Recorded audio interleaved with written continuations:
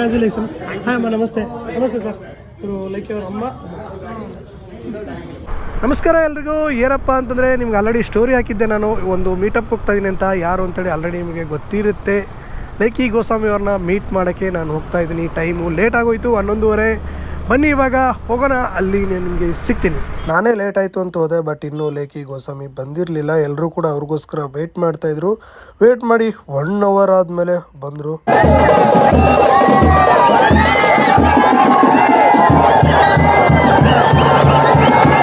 ಎಷ್ಟೊಂದು ಕ್ರೇಜ್ ಅಂದರೆ ನೀವೇ ನೋಡ್ತಾ ಇದ್ದೀರಾ ವಿಸಲ್ಸಲ್ಲಿ.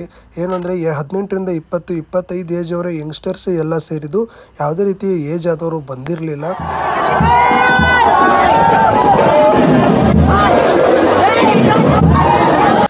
ನಾನು ಹೇಳ್ಬಿಟ್ಟು ಒಳಗಡೆ ಹೋದ್ಮೇಲೆ ಇದೆ ನೋಡಿ, ಲೈಕಿ ಗೋಸ್ವಾಮಿ ಅವರ ಕವಾಸಕಿ Z900 ಏನು ಗಾಡಿ ಇದೆ, ಅದೇ ಅದ್ರ ಮೇಲೆ ಸ್ಟಿಕ್ಕರ್ ಕೂಡ ಆಲ್ರೆಡಿ